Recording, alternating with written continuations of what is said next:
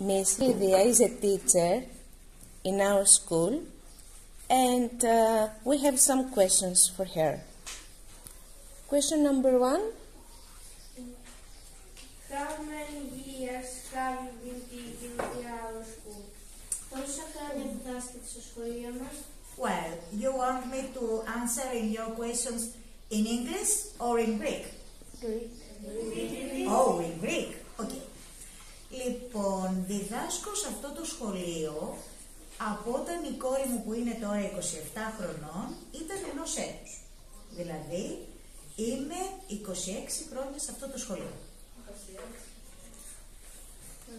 Σας κάλυψα? Είναι πολλά χρόνια. Πάρα πολλά χρόνια. Question number 2. Do you remember your old students? Θυμάστε τους παλιούς τους συμμαθητές? Φυσικά και τους θυμάμαι καταρχήν γιατί όπως σας είπα τους βλέπω καθημερινά. Έρχονται να πάρουν τα παιδιά τους από το σχολείο. Κάποιους βέβαια έχουμε χαθεί, τους έχω ξεχάσει γιατί δεν τους έχω δει πάρα πολλά χρόνια. Αλλά όταν τυχαίνει και τους συναντώ και με γνωρίζουν, γιατί τις περισσότερες φορές εγώ δεν μπορώ να τους αναγνωρίσω, γιατί θυμάμαι τα προσωπάκια τους από όταν ήταν πολύ μικρά, όταν τους είχα στο δημοτικό. Τώρα τους βλέπω άντρες και γυναίκες, παντρεμένους, με παιδιά, με καριέρες, έχει η ζωή τους αλλάξει πολύ. Πολλοί με αναγνωρίζουν και μου λένε εκείνοι ποιοι είναι. Αλλά και πολλούς από τους μαθητές μου, όπως σας είπα, τους βλέπω εδώ στο χωριό καθημερινά και χαίρομαι πάρα πολύ να τους βλέπω να έχουν προχωρήσει στη ζωή τους και να έχουν κάνει οικογένειες.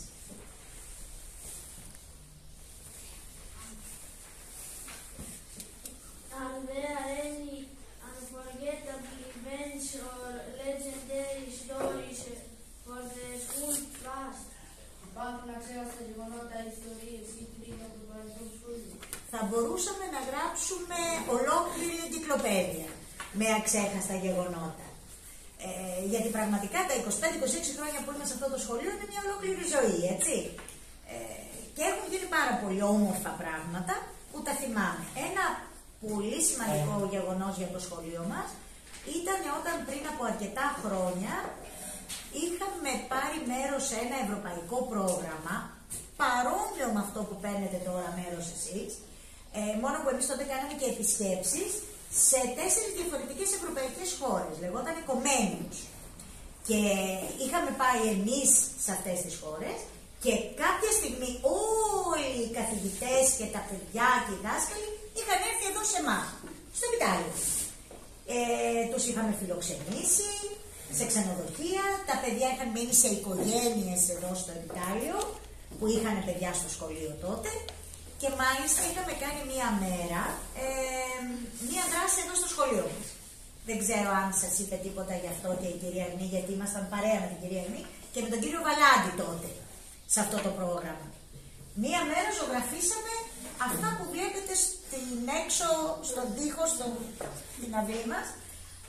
Κάθε παιδί από κάθε χώρα είχαν κάνει ομαδούλες και είχαν φτιάξει μια ζωγραφιά. Αυτές οι ζωγραφίες έχουν μείνει μέχρι τώρα. Και πολλές φορές λέμε ότι θέλουμε να βάψουμε τον τοίχο, αλλά δεν μας κάνει καρδιά να τις σβήσουμε, οπότε τα έχουμε αφήσει αυτά. Και εκείνη την ημέρα μάλιστα φάγαμε κιόλας εδώ στο σχολείο. Εδώ η τάξη σας είχε γίνει εστιατόριο. Είχαμε βάλει τραπέζια και εδώ και στην απέναντι τάξη την Τετάρτη.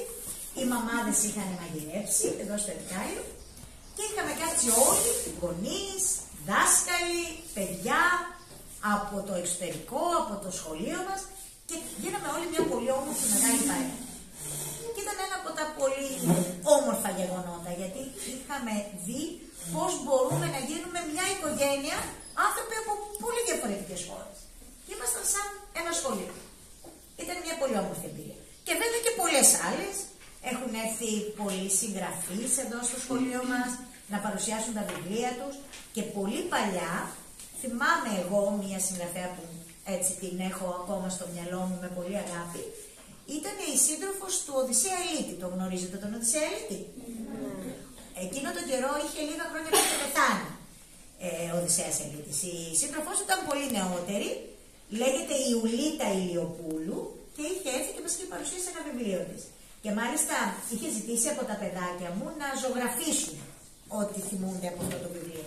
Και τότε επειδή είχα συνήθως εγώ μικρά παιδάκια, τα παιδάκια γύρισαν και της είπαν: εσείς κυρία δεν θα ζωγραφίσετε? Και της άρεσε πάρα πολύ αυτό και μας ζωγράφησε και εκείνη. Το Ζήνονα και τη γάτα την Ιζαμπό, που ήταν οι πρωταγωνιστές του βιβλίου της. Και αυτή ήταν μια πολύ όμορφη θύμηση από το σχολείο αυτό. Did children in the past play some games at the recess time? Οι μαθητές στο παρελθόν έπαιζαν τα ίδια παιχνίδια στο διάλειμμα.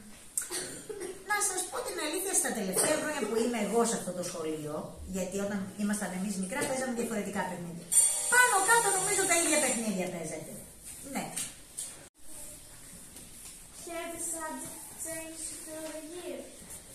Έχουν αλλάξει τα μαθήματα τα χρόνια που πέρασαν?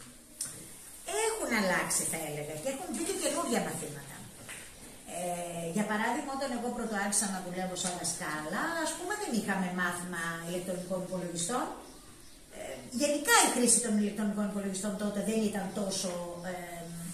τόσο πολύ όσο είναι τώρα. Τώρα έχουμε καθηγητή που μας κάνει μάθημα στους υπολογιστές. Επίσης, ας πούμε, τα εικαστικά, τα λέγαμε τότε αισθητική αγωγή, όπως και τώρα μπορεί να το πούμε έτσι αυτό το μάθημα, και το διδάσκαμε εμείς, οι δάσκαλοι. Αλλά τώρα υπάρχει καθηγητής που σας κάνει εικαστικά. Ένα από τα καινούργια μαθήματα πάλι που μπήκε είναι η θεατρική αγωγή.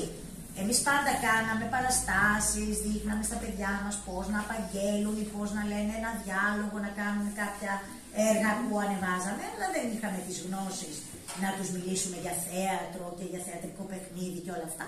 Και στα χρόνια που πέρασαν μπήκαν αρκετά μαθήματα καινούρια. Ή επίσης τα αγγλικά, θυμάμαι ότι κάποτε ξεκινάγαν τα παιδιά στο δημοτικό να κάνουν αγγλικά την Τρίτη και πάνω.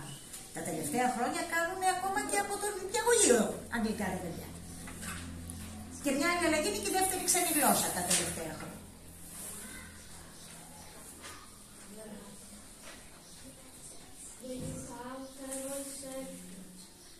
Έχετε αγαπημένα μαθήματα? Ναι, εμένα μου αρέσει πάρα πολύ η ιστορία. Και μου αρέσει και η γραμματική, όχι τόσο το συντακτικό στη γλώσσα, αλλά μου αρέσει πάρα πολύ η ιστορία. Δηλαδή την απολαμβάνω πάρα πολύ να τη διδάσκω την ιστορία. Μου άρεσε από μαθήτρια δηλαδή όταν ήμουν.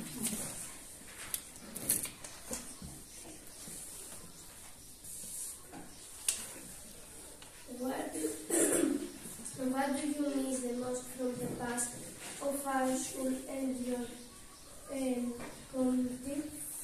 Τι σας λείπει περισσότερο από το παρελθόν του σχολείου μας και της κοινότητάς μας? Δεν νομίζω ότι μου λείπει κάτι ιδιαίτερα, γιατί θεωρώ ότι εμείς εδώ στο Επιτάλιο έχουμε κρατήσει λίγο αυτή την οικογένεια που είμαστε δεμένοι, εσείς τα παιδιά, είσαστε φίλοι, βρισκόσαστε και τα απόγευμα. Δεν έχουμε νομίζω τόσο ακόμα αποξενωθεί όπως στα μεγάλα σχολεία στις πόλεις. Πιστεύω ότι ακόμα κρατάμε έτσι καλές αξίες στο σχολείο μας.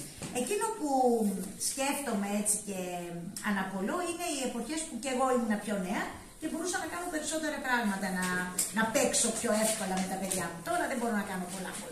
Αλλά προσπαθώ να σας προσφέρω το καλύτερο που μπορώ σε όλους σας.